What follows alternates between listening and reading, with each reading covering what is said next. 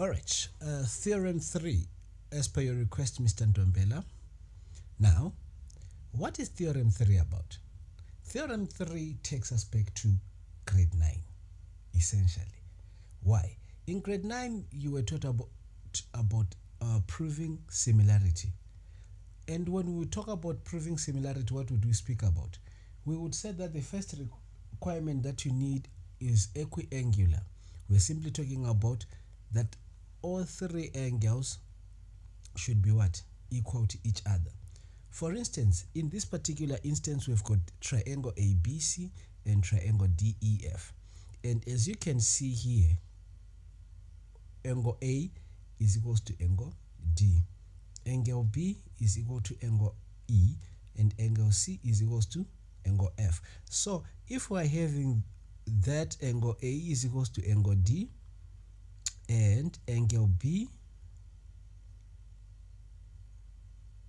is equal to angle E, and last but not least, angle F, or angle C rather, let me not use this space, let me go that side, and angle C is equal to angle F. If we're having this is what we call equiangular. We would say this is the primary reason to say that we've got similar triangles. Then number 2 condition, it would be to prove what? The proportionality of these sides. And when we're talking about proportionality, we would be talking about what? Side AB, right? How big is it, or how bigger is it than side DE, or side AC? How longer is it than side DF and BC and EF respectively, right? Then we would come and say that, okay, AB over DE, this side AB over DE, and then the side AC here over DF, and the side BC here over EF. If we're having numbers here, let's say if we say that there is 10, and maybe this side there is 8, and then here you are given 5, 5, 4. You would take this AB, this side AB, you would say it's 10 over, then the side DE, you would say over 5. And then you would find out that when you say 10 divided by 5, you would get a 2, right? And when you take this, it would be another 10 over another 5, which would give you a 2. Then when you take this BC over EF, it would be 8 over 4, which would give you 2. And would say that since all these sides have proven that they are proportional, we are saying that this triangle and its 3 sides, they are 2 times bigger than triangle what? DEF. Then we would conclude that, okay, it means that triangle ABC is similar to triangle EF, right? So we'd come and write that triangle ABC is similar to triangle DEF. And in grade 9, you would be done. You would be done, you would get your full marks and so forth. Now, under theorem 3 in Matric, what is happening? In theorem 3, now they're saying that what you are saying in grade 9, it's fine. But now we want you to prove that this bigger triangle, it is bigger by that same amount of number, right? So that is what theorem 3 is about. And that's what the proof is all about. So I'm just erasing these numbers so that we can begin with the proof. So now, how will we do it? We are now going to what? We are now going to use a combination of this bigger triangle and this smaller triangle. So the first thing that I'm going to do is that I'm going to mark here on line AB, I'm going to mark a point that I call point G, right? And then when I've marked the point G, I tell the examiner that on line AB, mark off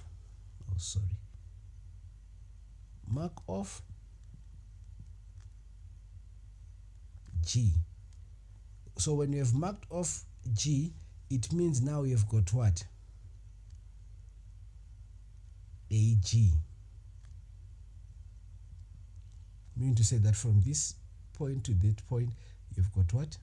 AG here. Then I tell the examiner that I'm now going to what? To mark off on here, on line AC, I'm going to mark off a point that I call what? H here. So I now say on line AC, mark off H, right, such that you have what? AH.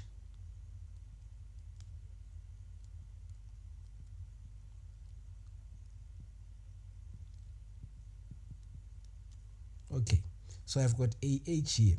Now I've got 2 points that I've added on triangle ABC. That when I started I didn't have. Now what am I going to do? I'm going to join line GH, but I don't do something without telling the examiner. So I'm joining here, then I come and I say join GH. So now observe, what do we have here? Now we've got a new triangle which is called triangle what? AGH. AGH. Maybe I made it to be too small. Let me just do this.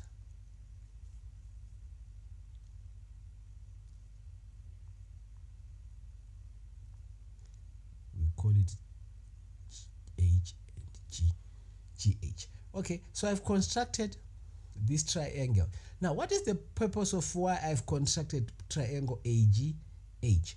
The reason why I've done that is that I want to prove that this triangle AGH, it is congruent to triangle DEF, right? So what am I going to do? What am I going to do next in order for me to do that? Now, because I want to prove that this is what? These are congruent, right? Now I can use any of my 4 reasons or any of my 4 conditions. Remember, I've got right angle, hypotenuse, and a side. I've got angle, side. I've got side, angle, side, or I've got side, side, side, right? So in this case, what am I going to choose in terms of using this? I'm going to choose side, angle, side. That is the condition which I'm going to work with. Side, angle, side. Now, how am I going to do that? Right? Now, this is what I'm going to do. Now, I'm going to say what? This angle G which I have here, this G1, right?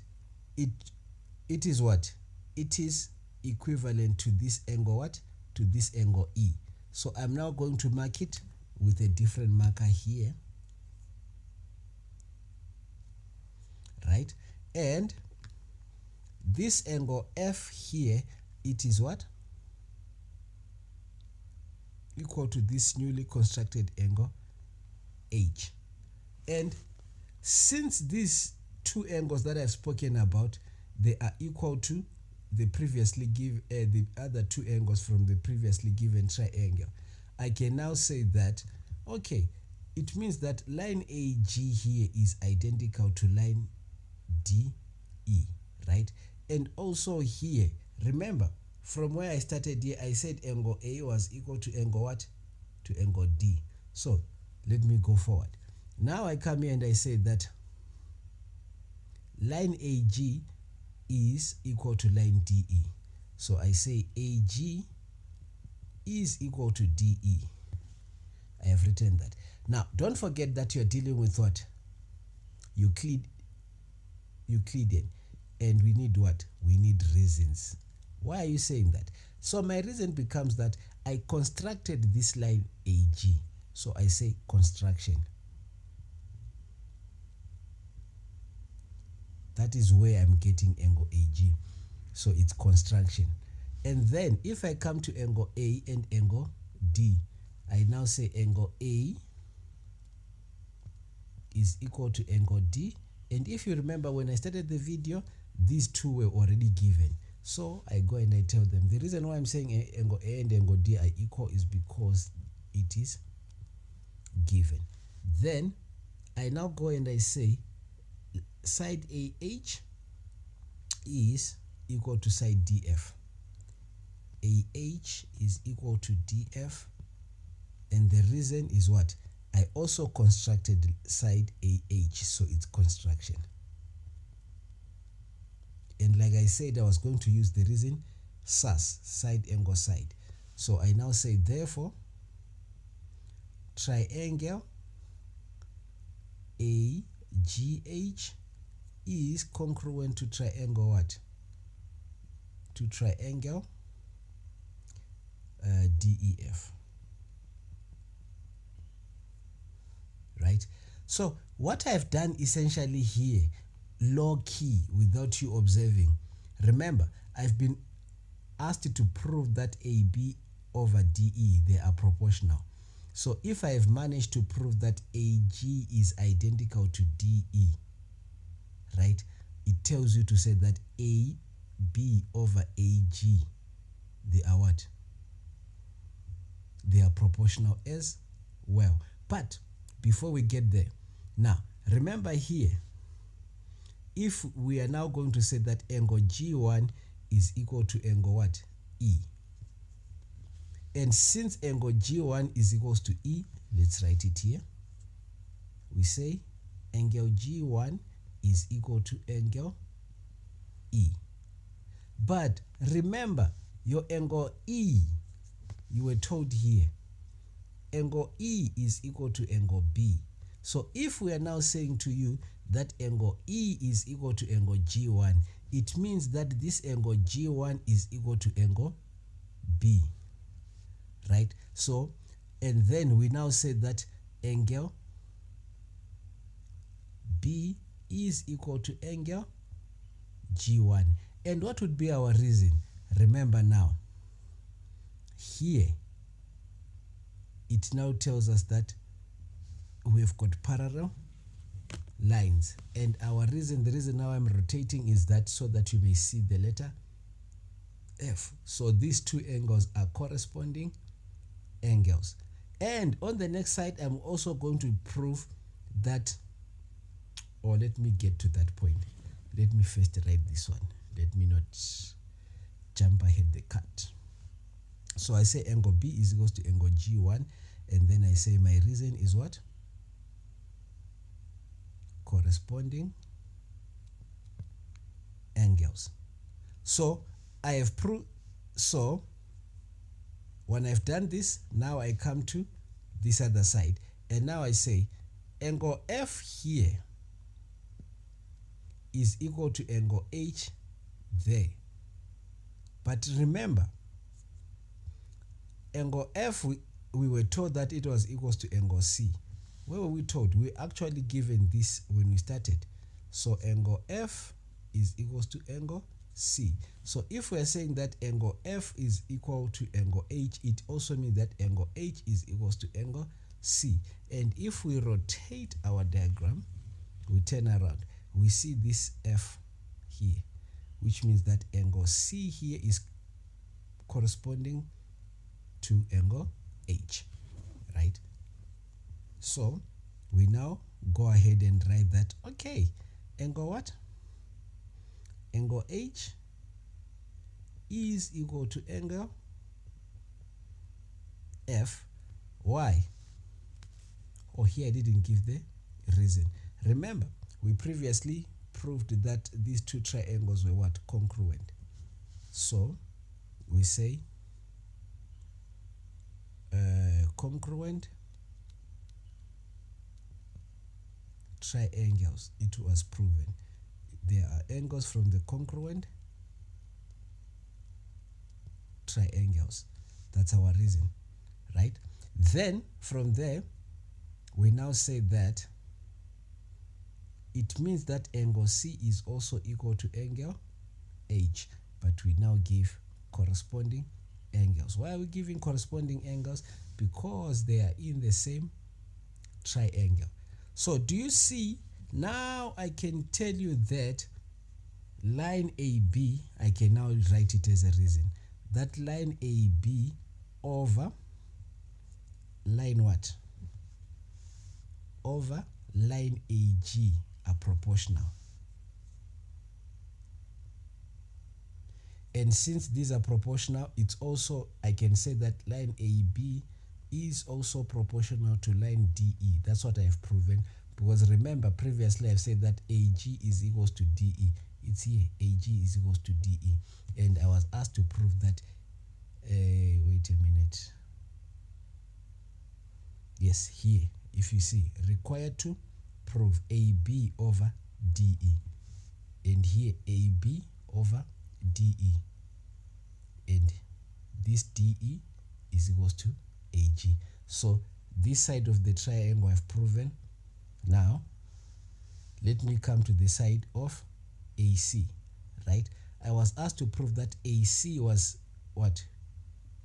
Proportional to DF, right? So let's see. Where is DF? DF is here. I said that side DF was equal to side AH. Where is AH? AH is found where?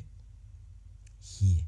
So because of what I've said recently here in terms of the angles, I can now conclude that, all right, side AC is proportional to side AH, and AC is also proportional to side what? DF, sorry, DF. So I say it's proportional to DF. You understand? So which means that now I've proven with the